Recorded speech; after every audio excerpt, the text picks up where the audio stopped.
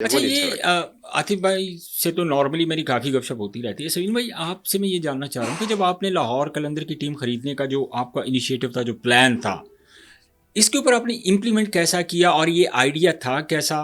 किसका आइडिया था? आपका था, फुआद भाई का था, आतिफ भाई का था? ये एक्चुअली ये स्टोरी थी क्या लाहौर कलंदर के पीछे? देखिए ये आतिफ का आइडिया था। ओके। इसमें मेरा कोई ऐसा मेरा ये था कि मैं उसको मना कर रहा था।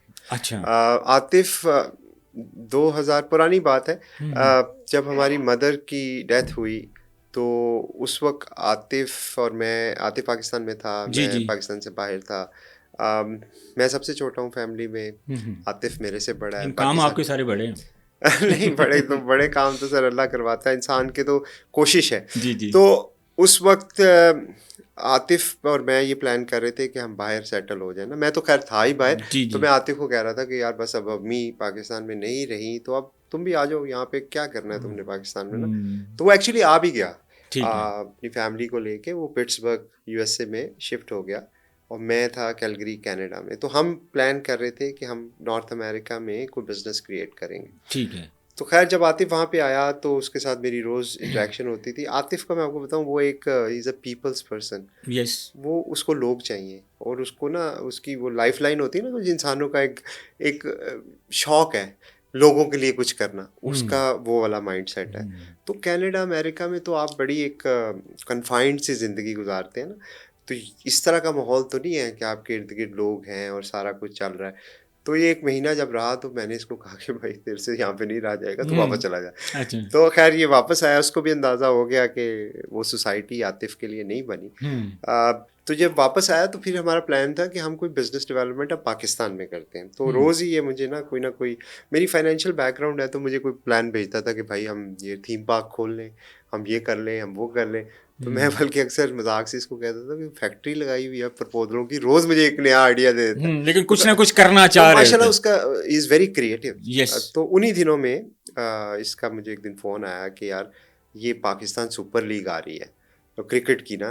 तो मैंने कहा आतिफ ये बहुत बड़ी अपॉर्चुनिटी है, हम नहीं कर सकते। उसने कहा क्यों नहीं कर सकते। अब आतिफ का एक और भी है कि अगर आप इसको किसी चीज़ से मना करो ना कि ये नहीं कर सकते तो कहता क्यों नहीं कर क्यों सकते, नहीं कर फिर वो करके सकते? छोड़ता दैट्स गुड। है।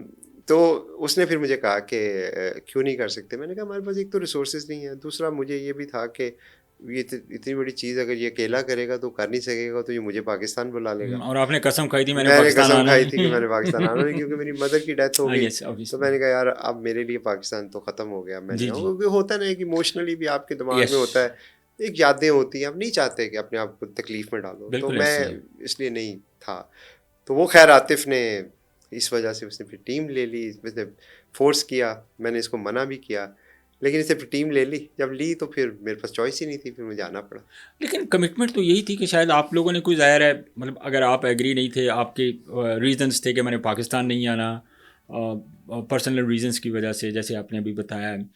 आतिफ भाई बज़िद थे कि हमने करना है, लेकिन यहाँ पे एक गोल सेट होता है, एक कमिटमेंट होती है कि यार हमारा ये बजट है और इस बजट के अंदर अगर हम टीम ले लेंगे then it will be okay, और अगर हमें नहीं मिलेगी तो आप शुक्र अदा करेंगे कि यार शुक्र है मुझे पाकिस्तान नहीं जाना पड़ रहा। नहीं ऐसा ही था बिल्कुल, क्योंकि मैं चाहता था कि हम ये टीम ना लें। हम्म। हम ये क्या, हम कोई भी टीम ना लें। अच्छा, तो बिल्कुल आप नहीं इंटरेस्टेड नहीं नहीं थे। क्योंकि मुझे ये था कि मुझे पाकिस्तान आना पड़ेगा ना। यस। तो मैंने तो पाकिस्तान ना आने की कसम खाई थी, और ये बिकॉज बहुत ये बड़ा चैलेंज था आपके लिए। हाँ, तो मुझे था कि आतिफ ये काम करेगा तो इतनी सारी, उस वक्त तो पाकिस्तान में इतने सारे पैसे कमिट करना टीम के लिए, तो लोग तो हंसते होते थे हमारे पे। बिल्कुल। बट एनी हाउ मैंने आतिफ को ये कहा कि यार आतिफ इसकी ना लो बिड कर देते हैं हम्म। ताकि हम रिजेक्ट हो जाएंगे, वो ख़त्म हो जाएगी कहानी। हम्म।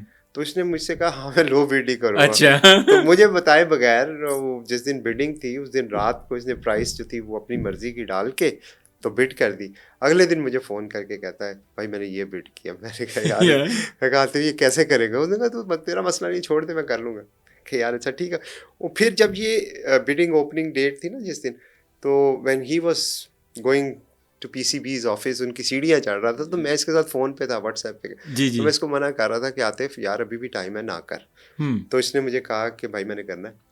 अच्छा मैंने कहा अच्छा चल ये बता कि दूसरी और इंटरेस्टेड पार्टीज़ को ना, तो 6 पार्टीज़ आई थी, 5 टीमें थी। जी जी। एक मोबलिंग थी, मोबलिंग जैज़ कंपनी जो है, जी जी जी। तो वो भी इंटरेस्टेड थे, उन्होंने भी बिड जमा कराई हुई थी। تو میں نے عاطف سے کہا کہ یار لاہور میں تو موبلنگ بھی انٹرسٹیڈ ہے، تو تم ایسا کرو کوئٹہ یا پشاور یا اسلام آباد، وہ ٹیمیں ریلیٹیولی چیپر ہوں گی، وہ جی لے لو. بالکل ایسے ہی. اس کا تھا کہ نہیں مجھے چاہیے ہی لاہور، لاہور پاکستان کا دل ہے، میں نے لینی لاہور ہے.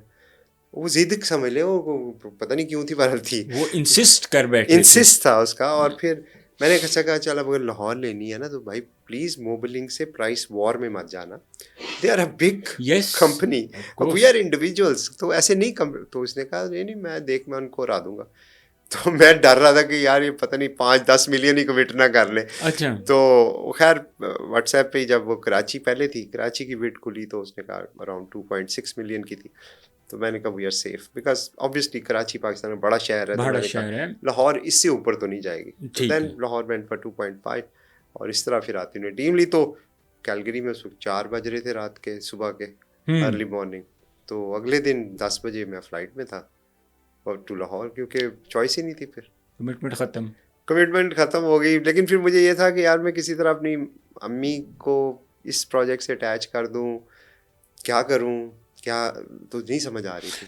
پہلے آپ نے مجھے سمیم بھائی یہ بتائیں کہ آپ کے ذہن پلان میں تھا کہ چلیے اب تو شہروں کے نام تھے نا، جیسے کراچی ہے، لاہور ہے، پھر اسلام آباد ہے، پھر کوئٹہ ہے، پھر مطلب ملتان ہے. تو آپ کے پلان تھا یہ پہلے آپ کے مائنڈ میں کہ یار ہم نے لاہور کو قلندر کا نام دینا ہے؟ سو یہ آئیڈیا کیسے آیا؟ اور اس کے ایسا اوپر کچھ نہیں تھا، ایسا کچھ بھی نہیں تھا. ہم نے تو میں وہی آپ کو بتا رہا ہوں کہ اسٹارٹ یہاں سے ہوا کہ میں نے پاکستان نہیں آنا، کیونکہ میری امی کی ڈیتھ ہو چکی تھی. جی میں نے یہ فیصلہ کیا تھا کہ، اور میں سب سے چھوٹا ہوں فیملی، جی بالکل. تو مجھے یہ تھا کہ اب وہ نہیں رہی اور میں 15-20 سال سے پاکستان سے باہر تھا، اور جب بھی آتا تھا تو میرے لیے پاکستان تو وہی تھی، یا ان کا کمرہ تھا یا عاطف کا گھر ہوتا تھا. بالکل. اس کے علاوہ تو یقین مانے مجھے تو اب سڑکوں کے نام بھی یاد نہیں تھے اس وقت. اب آگے تھوڑا سا دوبارہ پتہ لگا.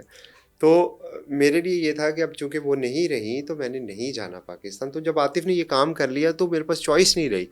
اب سیکنڈ تھاٹ تھی کہ چلو ٹھیک ہے چلا جاؤں گا، لیکن جو کام کروں گا نا اس میں امی کو کسی نہ کسی طرح انوالو ہوگا نام ان کا.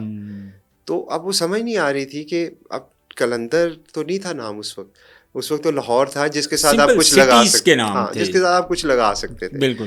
تو میں نے سوچا، میری مدر کا نام کوثر تھا، تو میں نے کہا یار کوثر قلندر کروں گا تو اس کی تو کوئی سینس نہیں بنتی. ماں بھی نہیں کہہ سکتا، ماں لاہور نہیں کہہ سکتا، وہ بھی تو نہیں سمجھ آ رہی تھی، نہیں لنک بن رہا تھا نا.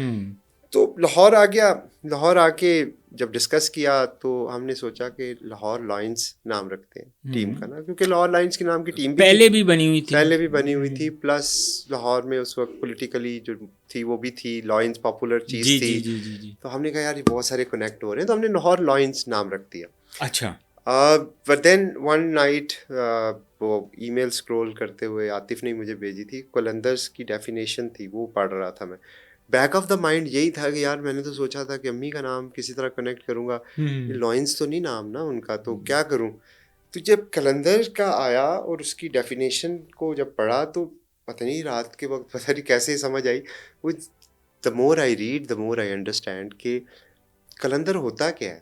قلندر کی اگر آپ عام سادہ ڈیفینیشن دیکھیں تو وہ بندہ ہے جس کو انگریزی میں سیلف لیس کہتے ہیں، یعنی جو اپنے لیے فائدے کے لیے نہیں دوسروں کے فائدے کے لیے کام کرے.